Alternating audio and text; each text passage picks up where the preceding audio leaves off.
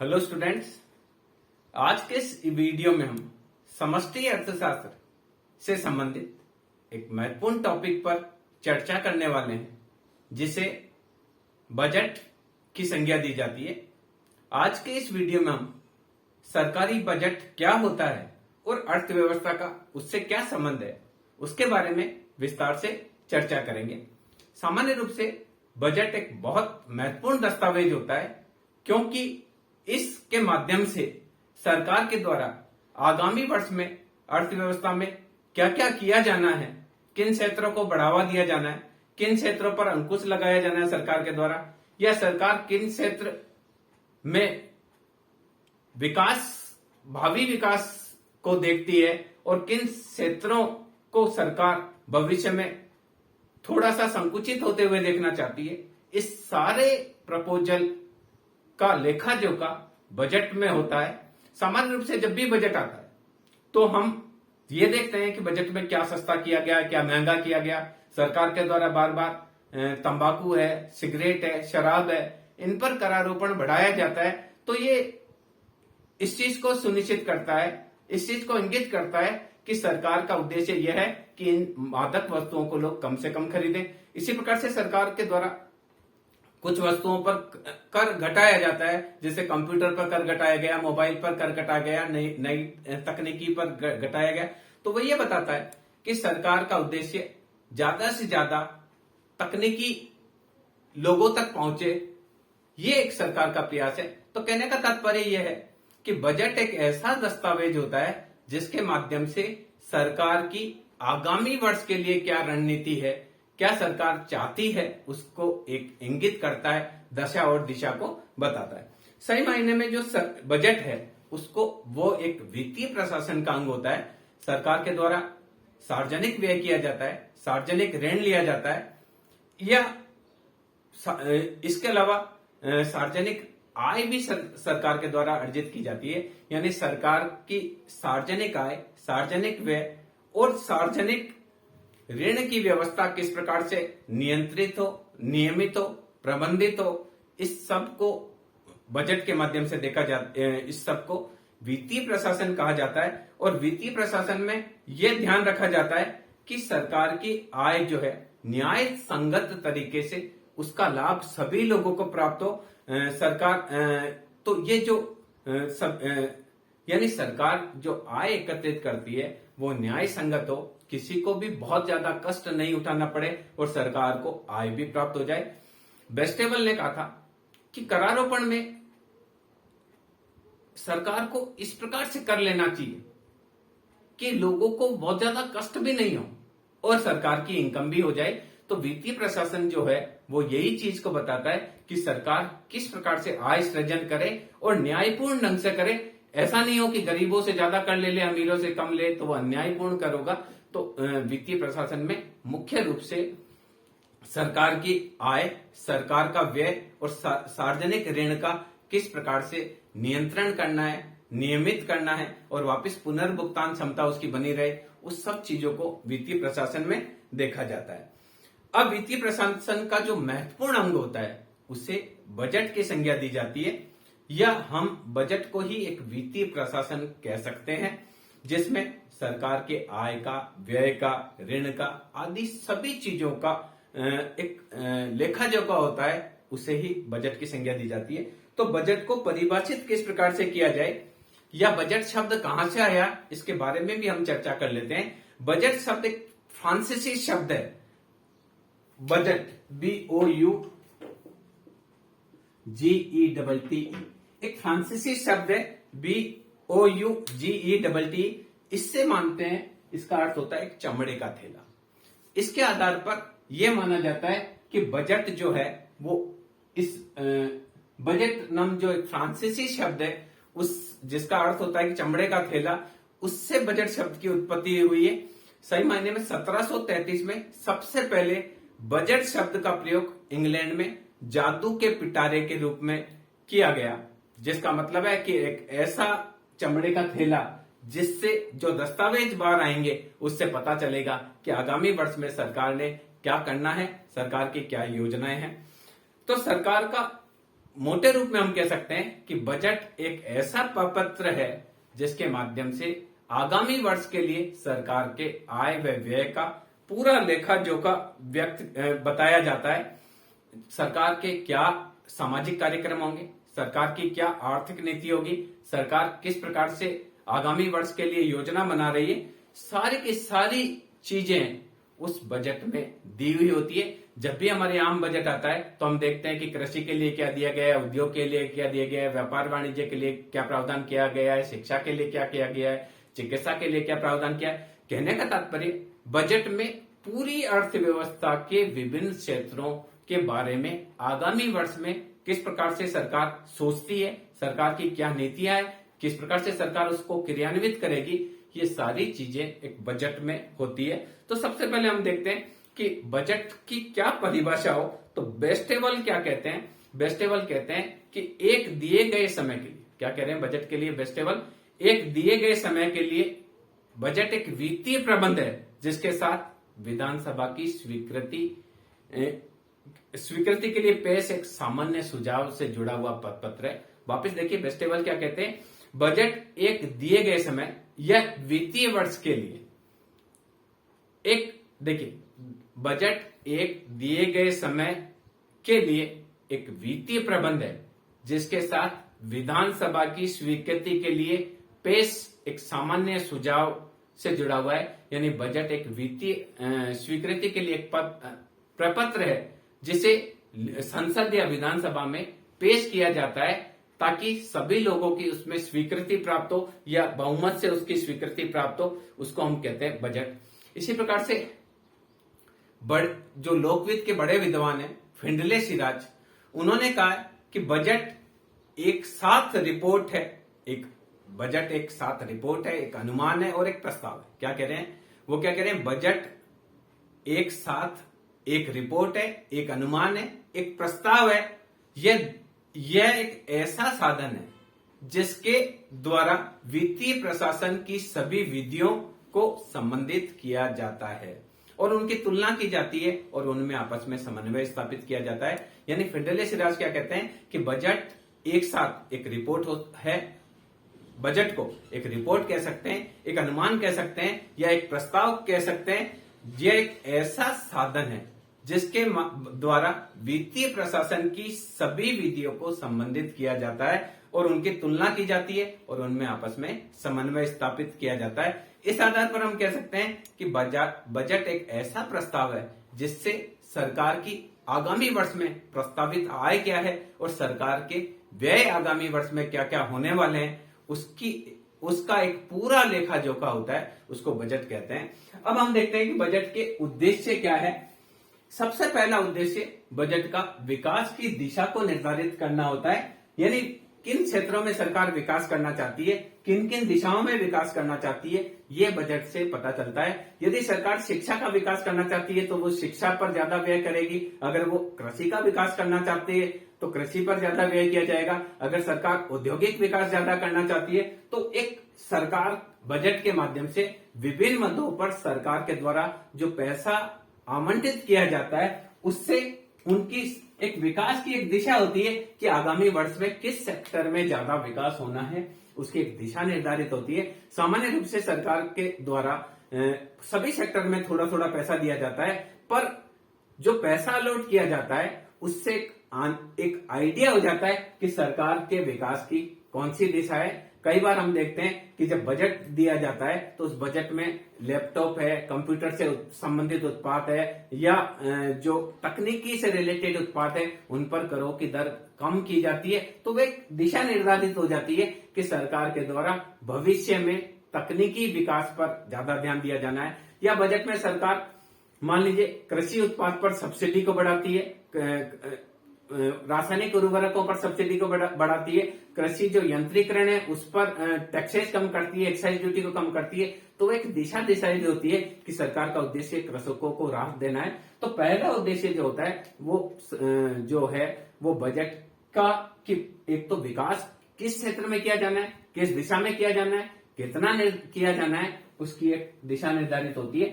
दूसरा, बजट का एक उद्देश्य जो होता है वो मूल रूप से सभी सेक्टर में उत्पादन में वृद्धि करना होता है। सरकार के द्वारा ये प्रयास किया जाता है कि औद्योगिक विकास भी तेजी से हो, कृषि में भी ग्रोथ रेट आए, सेवाओं का भी विकास हो, विदेशी व्यापार भी विकसित हो। हाँ, इस प्रकार से बजट के माध्यम से सरकार ये चाहती है कि अर्थव्यवस्था के सभी सेक्टरों में उत्पादन में वृद्धि हो। जब उत्पादन में वृद्धि होगी तो आर्थिक विकास की दर बढ़ेगी, और आर्थिक विकास की दर बढ़ेगी तो देश का आर्थिक विकास होगा। इसके अलावा सरकार का बजट से तात्पर्य एक उद्देश्य कीमत नियंत्रण भी हो सकता है, क्योंकि जब बजट आता है तो बजट में सरकार के द्वारा कुछ सेक्टर पर, कुछ वस्तुओं पर नए कर आरोपित किए जाते हैं, कुछ वस्तु पर पहले की तुलना में कर कम कर दिए जाते हैं, कुछ वस्तुओं पर कर पूरी तरह से हटा दिए जाते हैं। तो वो एक सरकार का कीमत स्तर के नियंत्रण का भी एक प्रयास हो सकता है। यदि किसी समय वस्तुओं और सेवाओं की कीमतें बहुत बढ़ रही हो और सरकार उन कीमतों को कम करना चाहती हो, तो सरकार के द्वारा जो कर लगाए जाते हैं, जैसे जीएसटी लगाई जाता है, स्टेट जीएसटी लगाया जाता है, उसको कम कर दिया जाए, एक्साइज ड्यूटी को सरकार के द्वारा कम कर दिया जाता है। तो जब उस वस्तु पर करारोपण कम होता है तो वस्तुओं की कीमतें कम हो जाती है। इसी प्रकार से अगर कोई वस्तु की कीमतें बहुत ज्यादा बढ़ गई है, जैसे रसोई गैस की कीमत बहुत ज्यादा बढ़ गई है, पेट्रोल की कीमत ज्यादा बढ़ गई है, डीजल की कीमत ज्यादा बढ़ गई है, तो सरकार उन वस्तुओं पर अनुदान को बढ़ा सकती है। जब सरकार के द्वारा अनुदान बढ़ेगा तो उन वस्तुओं की कीमतें गिरेगी।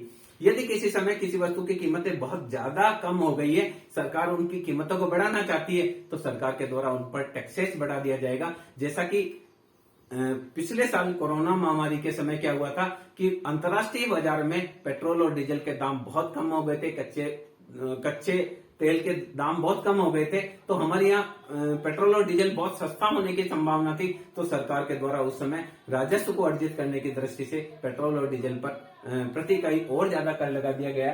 तो ये कीमत स्तर को नियंत्रित करने के रूप में भी बजट की बड़ी भूमिका होती है। इसके अलावा हम देखते हैं कि आर्थिक व सामाजिक विकास को भी बजट गति प्रदान करता है।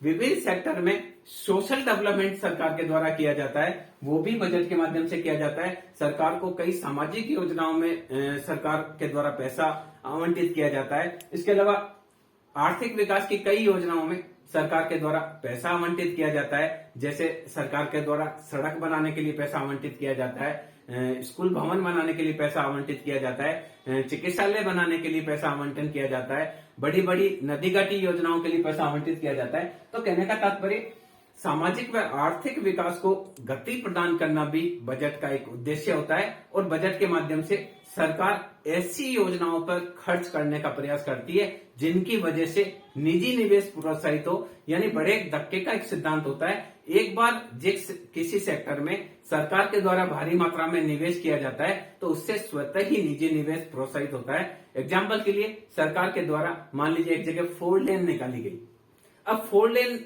योजना निकाली गई, अच्छी सड़क बन गई दोनों तरफ, तो उसके दोनों तरफ लोग अपना होटल लगा लेंगे, कुछ रेस्टोरेंट लगा लेंगे। इसके अलावा देखिए बजट के द्वारा उत्पादन की संरचना व दिशा भी निर्धारित की जाती है।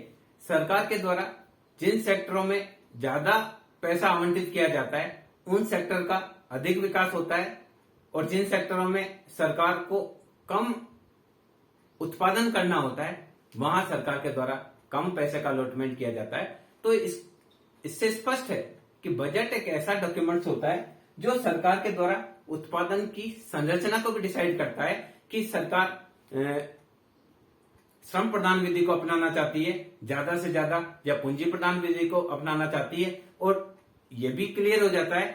इसके अलावा दिशा भी निर्धारित होती है कि सरकार किस सेक्टर में उत्पादन को अधिक प्राथमिकता देती है। इसके अलावा देखिए बजट के माध्यम से मुद्रास्फीति पर और मुद्रा यानी जो मुद्रास्फीति है उसको भी नियंत्रित करने का प्रयास सरकार के द्वारा बजट के माध्यम से किया जाता है। यदि किसी समय अर्थव्यवस्था में बड़ी तेजी से वस्तुओं और सेवाओं की कीमतें बढ़ रही हो तो कीमतों में होने वाली वृद्धि पर अंकुश लगाने के लिए सरकार के द्वारा करों में छूट प्रदान की जा सकती है, या लोगों पर इनकम टैक्स, आयकर या अन्य कर लगाकर लोगों की खर्च योग्य आय को घटाकर कीमतों को नियंत्रित करने का प्रयास किया जा सकता है, या सरकार के द्वारा भारी मात्रा में जिन वस्तुओं की कीमतें बढ़ रही है उन वस्तुओं की कीमतों उन वस्तुओं की कीमतों को नियंत्रित करने के लिए विदेशों से उन वस्तुओं को भारी मात्रा में आयात करने का निर्णय लेकर कीमतों को स्थिर रखने का प्रयास किया जा सकता है।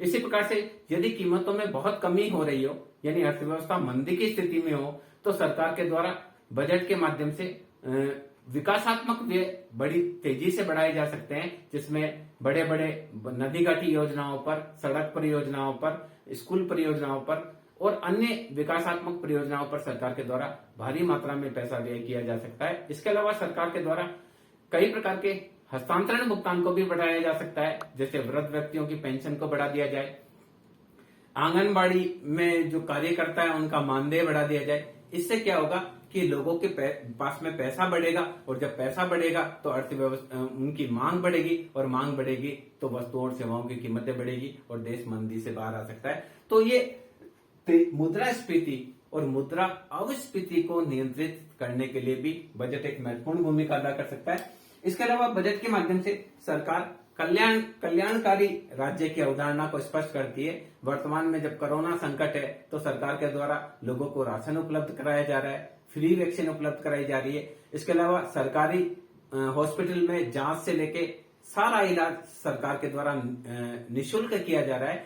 तो ये एक उद्देश्य कल्याणकारी राज्य की स्थापना की अवधारणा को भी बजट में सुनिश्चित किया जाता है। बजट में सरकार के द्वारा जो कल्याणकारी कार्यक्रम है उन पर ज्यादा पैसा आवंटित किया जाता है, जिससे गरीब और अमीर के बीच जो आय की असमानता है उसको कम किया जाए। सामान्य रूप से सरकार बजट के माध्यम से प्रगतिशील करारोपण करती है, जिसमें वह गरीबों अमीरों पर अधिक टैक्स लगाती है और उस टैक्स से प्राप्त आय को गरीबों पर खर्च करना चाहती है। तो कहने का तात्पर्य बजट के माध्यम से सरकार कल्याणकारी राज्य की अवधारणा को सुनिश्चित करती है।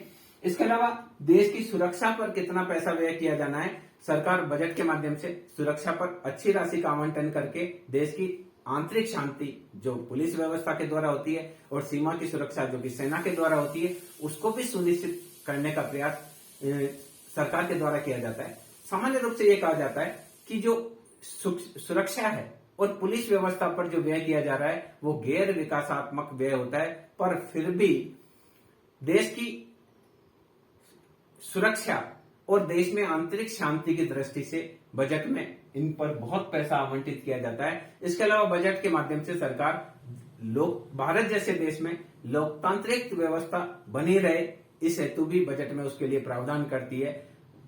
इसके लिए चुनाव प्रतिवर्ष विभिन्न निकायों के होने वाले चुनावों के लिए भी पैसा आवंटित किया जाता है। हालांकि ये जो पैसा है उसके लिए सरकार को बजट में उसको आवंटित करने की जरूरत नहीं होती है, क्योंकि ये कुछ पैसा संविधान के ऐसे प्रावधान है जिसके माध्यम से बिना सरकार के भी वो कुछ पैसा खर्च होता है। इसके अलावा देखिए, सामाजिक सुरक्षा हेतु सरकार के द्वारा विभिन्न नीतियां बनाई जाती है। जैसे वर्तमान में मुख्यमंत्री जो जन आरोग्य योजना है वो चलाई गई, प्रधानमंत्री बीमा योजना चलाई गई। यानी बजट के माध्यम से सरकार आर्थिक असमानता पर रोकने का भी प्रयास करती है। सरकार का उद्देश्य यह होता है कि गरीबों अमीरों से पैसा एकत्रित करके करारोपण के माध्यम से उस पैसे को गरीबों पर खर्च किया जाए, ताकि आय की असमानता को कम किया जा सके। इसके अलावा सरकार के द्वारा विभिन्न सामाजिक सुरक्षा हेतु नीतियों का भी निर्माण बजट के माध्यम से किया जाता है। हमारे यहाँ प्रत्येक बजट में बहुत सारी योजनाएं होती है, जो जन कल्याण योजनाएं घोषित की जाती है। ग्राम सड़क योजना है, जवाहर रोजगार योजना है, इंदिरा गांधी रोजगार गारंटी कार्यक्रम है। ये सभी कार्यक्रम बजट की ही देन है। तो कहने का तात्पर्य है कि बजट एक व्यापक उद्देश्य से संबंधित दस्तावेज होता है, जो सरकार की न केवल रीति और नीति को बताता है, वरन ये भी सुनिश्चित करता है कि जो जनता है उनका सामाजिक कल्याण हो, आर्थिक कल्याण हो, उनमें आय की असमानता कम हो और उनका सरकार के साथ साथ जनता का भी विकास हो। ये बजट के माध्यम से सुनिश्चित किया जाता है। तो इस दृष्टि से कह सकते हैं कि बजट के उद्देश्य जो होते हैं वो बहुत ही, देखिए बजट के प्रकार के बारे में हम चर्चा करते हैं। बजट मुख्य रूप से दो प्रकार के होते हैं। बजट आपका राजस्व बजट हो सकता है अथवा बजट पूंजीगत बजट हो सकता है। तो मुख्य रूप से बजट के दो प्रकार होते हैं। एक राजस्व बजट होता है जो कि सरकारी करारोपण और सरकारी आय से संबंधित होता है। दूसरा पूंजी से रिलेटेड होता है, उसके बारे में हम अलग अलग से अध्ययन करेंगे। तो देखिए राजस्व बजट क्या होता है। राजस्व बजट वह बजट होता है जिसमें राजस्व की प्राप्तियां और राजस्व की व्यय को देखा जाता है। यानी राजस्व बजट वह बजट होता है जो बजट के प्रथम भाग में इसको शामिल किया जाता है, जिसमें यह देखा जाता है कि सरकार को राजस्व की प्राप्तियां कौन कौन सी है। देखिए राजस्व की प्राप्तियां वह प्राप्तियां होती है जिसको बदले में सरकार को वापस भुगतान नहीं करना पड़ता है। जैसे सरकार को कर से प्राप्त राशि, सरकार को कर के माध्यम से जो राशि प्राप्त होती है उस कर के बदले में सरकार को वापस करदाता को कुछ भुगतान नहीं करना पड़ता है। यानी राजस्व प्राप्तियां वे प्राप्तियां होती है जिससे सरकार को आय की प्राप्ति तो होती है पर बदले में सरकार को कोई भुगतान नहीं करना पड़ता है। इस प्रकार के आय को राजस्व आय की संज्ञा दी जाती है। तो देखिए राजस्व बजट के अंदर सरकार की राजस्व प्राप्तियां कौन कौन सी है और सरकार के राजस्व व्यय कौन कौन से हैं उसको शामिल किया जाता है। सरकार की राजस्व आय दो प्रकार की हो सकती है, कर राजस्व हो सकता है और गैर कर राजस्व हो सकता है। सबसे पहले हम ये क्लियर कर लें कि राजस्व प्राप्तियां सरकार की वह प्राप्तियां होती है जिसको सरकार को वापस भुगतान नहीं करना होता है और इसके बदले में सरकार को कोई वस्तु और सेवा देने का भी कोई वादा नहीं करना पड़ता है। ऐसी प्राप्तियों को राजस्व प्राप्तियां कहते हैं। यानी जैसे हम लोग कर देते हैं तो कर का हमने जो कर चुकाया वो सरकार ऐसा नहीं है कि निश्चित समय के बाद ब्याज सहित हमको चुकाएगी। दूसरी चीज, हमने कर चुकाया तो इसके पीछे ये भी नहीं होता है कि सरकार हमको कोई विशेष सुविधा देगी या कुछ एक्स्ट्रा हमको बेनिफिट देगी। तो यानी राजस्व प्राप्तियां वह प्राप्तियां होती है जिसके बदले सरकार को न तो उनको वापस चुकाना पड़ता है, न ही कोई विशिष्ट प्रकार की सुविधा जो व्यक्ति देता है उसको चुकानी होती है। इस प्रकार की जो प्राप्तियां होती है इसको राजस्व प्राप्तियों की संज्ञा दी जाती है। राजस्व प्राप्तियां दो प्रकार की होती है। एक कर राजस्व होता है जो कर के माध्यम से जो सरकार को आय प्राप्त होती है, चाहे वह कर आयकर हो सकता है, उत्पादन कर हो सकता है, सीमा शुल्क हो सकता है, वेट हो सकता है, सैनवेट हो सकता है, मोडवेट हो सकता है, चुंगी हो सकती है। पहले चुंगी चलती थी, वर्तमान में नहीं चलती। पहले बिक्री कर भी चलता था, वर्तमान में इसको एबोलिश कर लिया गया। तो जो भी कर के माध्यम से सरकार को आय प्राप्त होती है वह राजस्व आय होती है। ये कर प्रत्यक्ष कर भी हो सकते हैं और परोक्ष कर भी हो सकते हैं। प्रत्यक्ष कर से तात्पर्य जब करदाता जिस व्यक्ति पर कर लगाया जाता है वही व्यक्ति उस कर को चुकाता है तो उसे प्रत्यक्ष कर कहते हैं। जब कर लगाया किसी और व्यक्ति पर जाता है और चुकाया किसी और व्यक्ति के द्वारा जाता है तो उसे अप्रत्यक्ष कर की संज्ञा दी जाती है। तो राजस्व जो प्राप्तियां होती है उस राजस्व प्राप्तियों में पहली जो आय होती है वो करों से प्राप्त आय होती है। दूसरी गैर कर राजस्व के रूप में भी सरकार को आय प्राप्त होती है। जैसे हम रजिस्ट्री वगैरह कराते हैं तो उसके बदले में भी सरकार को आय प्राप्त होती है। हम बिना लाइसेंस स्कूटर चलाते हैं या कार ड्राइव करते हैं तो जुर्माने के रूप में भी सरकार को आय प्राप्त होती है। तो यह सरकार ने अपना उद्योग लगा रखा है। जैसे सरकार ने रेलवे उद्योग लगा रखा है, इलेक्ट्रिसिटी वितरण का काम सरकार देखती है, पेयजल व्यवस्था सरकार देखती है। तो उनसे जो सरकार को आय प्राप्त होती है, इलेक्ट्रिसिटी में तो फिर भी सुविधाएं दी जाती है, रेलवे में फिर भी सुविधाएं दी जाती है, पर गैर कर राजस्व के रूप में सरकार को, जैसे कर राजस्व के रूप की हमने बात करी, इसके अलावा गैर कर राजस्व के रूप में सरकारी उपक्रमों से जो सरकार को आय प्राप्त होती है, हम विभिन्न रजिस्ट्रियां वगैरह करते हैं उनसे जो प्राप्त होती है, हम पर जो जुर्माने लगते हैं उनसे जो सरकार को आय प्राप्त होती है, उसको गैर राजस्व आय की संज्ञा दी जाती है। तो गैर राजस्व आय में आप देखेंगे कि सरकार को जो विभिन्न प्रकार की आय प्राप्त होती है, चाहे वह सरकार को ब्याज के रूप में हुई हो, चाहे शुल्क के रूप में हुई हो, चाहे जुर्माने के रूप में हुई हो, सभी प्रकार की आय को गैर कर राजस्व की संज्ञा दी जाती है। तो ये जो थी ये राजस्व प्राप्तियों की बात थी।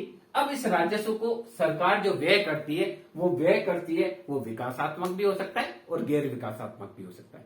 विकासात्मक व्यय जैसे सरकार सड़क बनाती है, कोई नदी घाटी योजना पर खर्च करती है, कोई कॉलेज का भवन बनाती है, कोई हॉस्पिटल खोलती है या हॉस्पिटल में इक्विपमेंट देती है, सरकार के द्वारा अपने कार्यालय खोले जाते हैं, रेलवे स्टेशन बनाया जाता है, विमान जो है हवाई अड्डे का निर्माण किया जाता है, या बाढ़ नियंत्रण पर जो कार्य किया जाता है, ये सारे के सारे व्यय को विकासात्मक व्यय की संज्ञा दी जाती है। जबकि सरकार के द्वारा गैर विकासात्मक व्यय भी सरकार के द्वारा किया जाता है। जैसे सरकार के द्वारा वृद्ध व्यक्तियों को पेंशन दी जाती है, वो गैर विकासात्मक व्यय।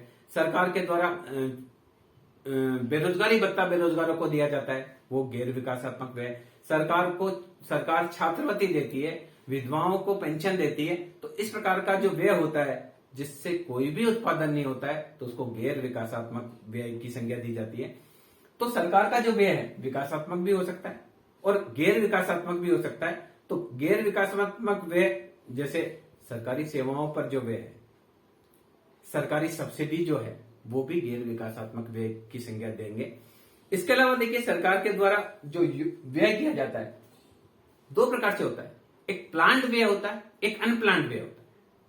प्लान्ड व्यय जो पहले से प्लानिंग की गई है और उस पर जो व्यय किया जाता है उसको प्लान्ड व्यय किया जाता है। जैसे सरकार ने ये डिसाइड किया है कि इस साल इतने कॉलेज खोलेंगे, इस पर इतना खर्च होगा, इतनी रोड बनाई जाएगी, इस पर इतना खर्च होगा, कृषि पर हम इतना खर्च करेंगे, परिवहन व संचार पर इतना खर्च करेंगे, स्वास्थ्य सुविधाओं पर इतना खर्च करेंगे। ये सब पहले से ही प्लान किया जाता है। ऐसे को हम बोलते हैं आयोजना व्यय। राजस्व खाते से जो प्लान्ड व्यय होता है, आयोजना व्यय राजस्व खाते से। इसके अलावा कुछ अनप्लान्ड व्यय भी करते हैं सरकार के द्वारा, जो बिना प्लानिंग के खर्च किया जाता है, उसको बोलते हैं आयोजना भिन्न व्यय। यानी बिना प्लानिंग के सरकार का व्यय, कहीं रेल दुर्घटना हो जाती है, सरकार के द्वारा मुआवजा दिया जाता है, वो अनप्लान्ड है। कई बार अभी जैसे कोरोना महामारी आ गई, इसका कोई प्लान नहीं था, सरकार के द्वारा भारी मात्रा में इस पर पैसा व्यय किया जा रहा है, वो अनप्लान्ड है।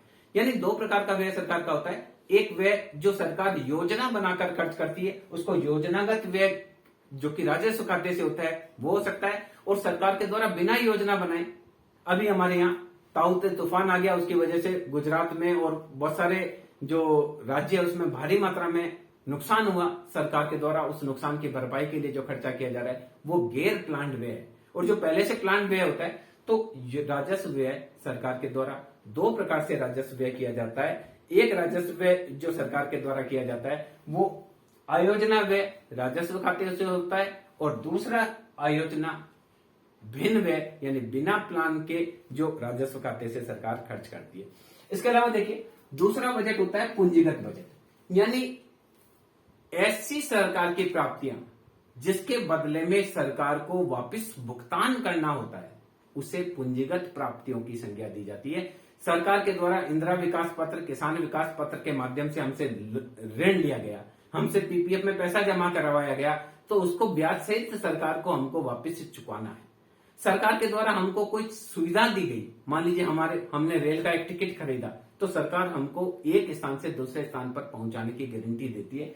यानी सरकार का व्यय है, सरकार की वह प्राप्तियां जिसके बदले सरकार या तो ब्याज सहित वापस पैसा देगी या कोई ना कोई वस्तु या सेवा देने की गारंटी प्रदान करती है।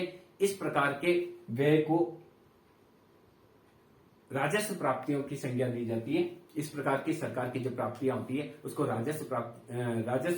उसको पूंजीगत प्राप्तियां कहते हैं। यानी पूंजीगत बजट से तात्पर्य वह बजट है जिसमें पूंजीगत प्राप्तियां व पूंजीगत व्यय को देखा जाता है, और पूंजीगत प्राप्तियां वह प्राप्तियां होती है जिसको सरकार को वापस भुगतान ब्याज सहित करना पड़ता है। चाहे आप विदेशों से ऋण लेंगे तो उसको ब्याज सहित चुकाना पड़ेगा, या सरकार ने हमसे किसान विकास पत्र, इंदिरा विकास पत्र, राष्ट्रीय बचत पत्र के रूप में, पीपीएफ के रूप में हमसे ऋण लिया है, तो सरकार हमको उसको ब्याज सहित चुकाएगी। या सरकार ने रिजर्व बैंक से अल्पकालीन ऋण लिया है तो वह हमको रिजर्व बैंक को ब्याज सहित वापस चुकाएगी।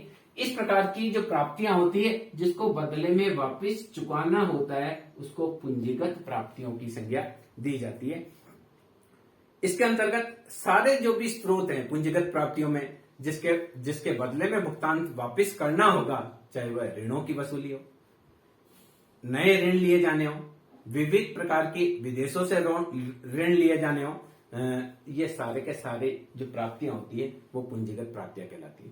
पूंजीगत व्यय भी सरकार के द्वारा दो प्रकार से किया जा सकता है। योजनागत पूंजीगत व्यय हो सकता है और गैर योजनागत पूंजीगत व्यय सरकार के द्वारा किया जा सकता है। जैसे राजस्व में भी प्लान्ड और अनप्लान्ड होता है, वैसे भी पूंजीगत प्राप्तियां जो सरकार की होती है वो प्लान्ड और अनप्लान्ड व्यय हो सकता है। सरकार के द्वारा एक निश्चित नदी घाटी योजना के लिए विदेशों से कर्ज लिया गया, वो प्लान्ड व्यय है।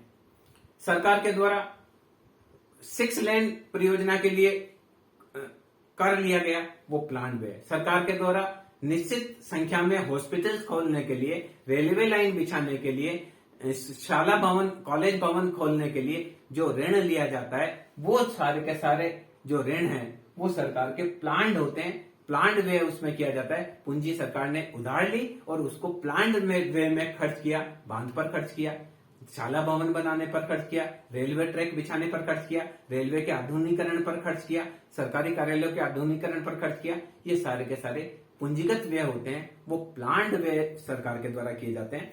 जबकि राजस्व पूंजीगत जो व्यय है वो अनप्लान्ड भी हो सकते हैं।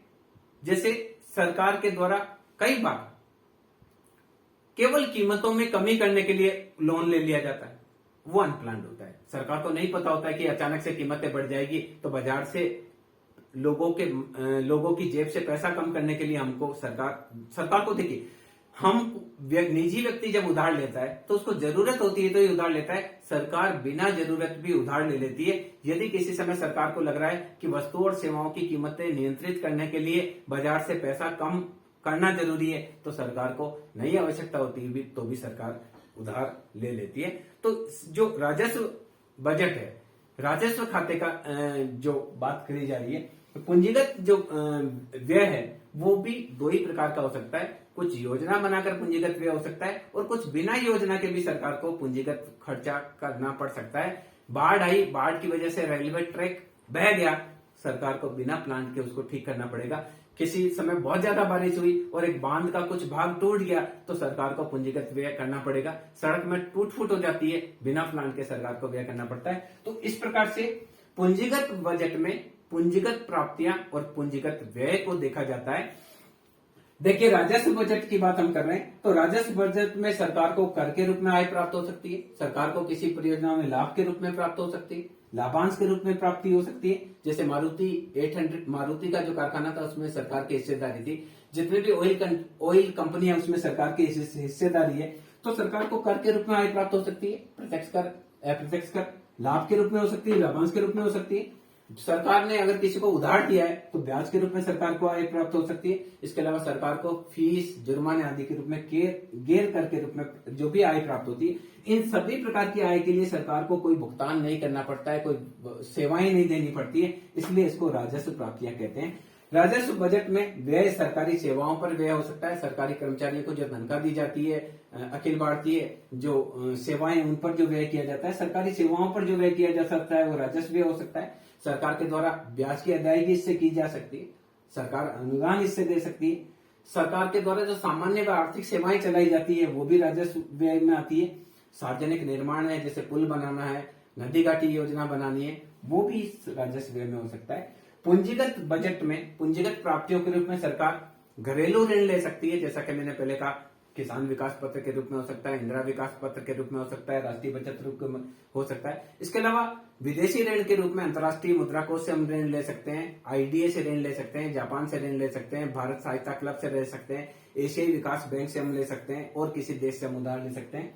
ऋण की वापसी के रूप में भी प्राप्तियां हो सकती है। हमने किसी दूसरे देश को उधार दिया है, हमने नेपाल को उधार दिया है, भूटान को उधार दिया है, श्रीलंका को उधार दिया है, तो वो भी प्राप्तियों के रूप में वापस, वो अगर ऋण हमको वापस चुकाते हैं तो वो प्राप्ति हो सकती है। इसके अलावा लोक सेवा के द्वारा जो कमा कर दिया जाता है लोक सेवकों के द्वारा, वो भी सरकार की प्राप्तियां होती है।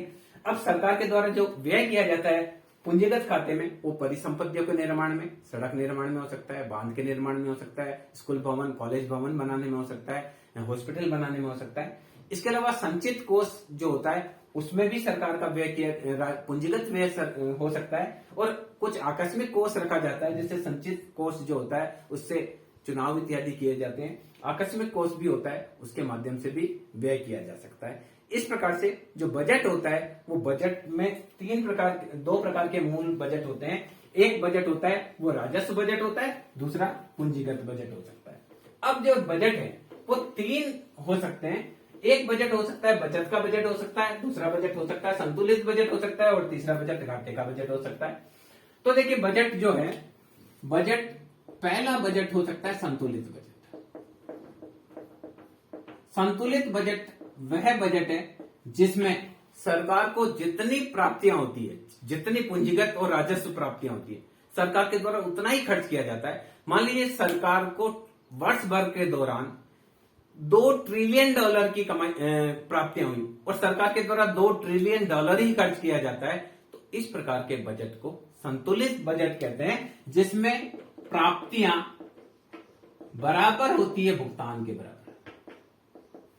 दूसरा बजट हो सकता है आधिक्य का बजट,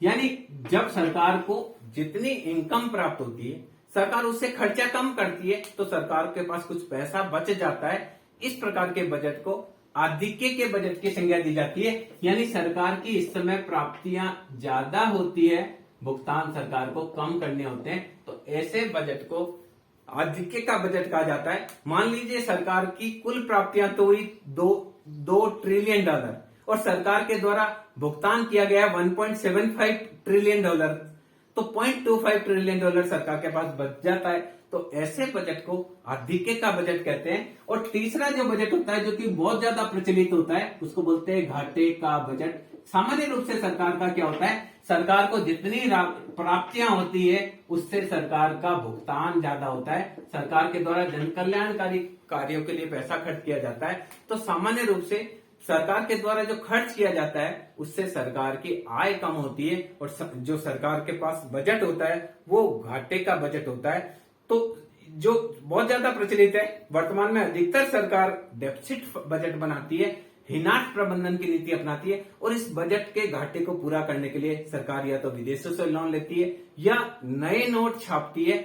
इसके माध्यम से सरकार का यह उद्देश्य होता है कि जब सरकार ज्यादा पैसा खर्च करेगी तो देश में उत्पादन बढ़ेगा, रोजगार बढ़ेगा, लोगों की आय बढ़ेगी। तो सामान्य रूप से वर्तमान में जो लोक कल्याणकारी सरकार है उनके द्वारा घाटे का बजट ही सबसे ज्यादा बनाया जाता है, और अधिकतर देशों में सरकारों के बजट घाटे के बजट ही होते हैं। तो इस वीडियो के माध्यम से हमने ये जाना बजट किसे कहते हैं, बजट के उद्देश्य क्या होते हैं, और बजट कितने प्रकार के होते हैं, राजस्व बजट क्या होता है, राजस्व प्राप्तियां किसे कहा जाता है, राजस्व व्यय किसे कहा जाता है, इसी प्रकार से पूंजीगत बजट किसे कहते हैं, पूंजीगत प्राप्तियां किसे होती है, और पूंजीगत व्यय किसे कहा जाता है। इसके अलावा हमने ये भी जाना कि संतुलित बजट किसे कहेंगे, अतिरेक या सरप्लस बजट किसे कहा जाता है, और डेफिसिट यानी घाटे का बजट यानी डेफिसिट बजट किसे कहा जाता है। इस बारे में हमने विस्तार से जानकारी प्राप्त करी। अगले वीडियो में हम ये जानेंगे कि बजट कितने कितने प्रकार के होते हैं, और उसके बारे में और भी हम जानकारी प्राप्त करेंगे। मैं समझता हूँ इस वीडियो के माध्यम से आप समझ पाए होंगे बजट के बारे में बहुत सारी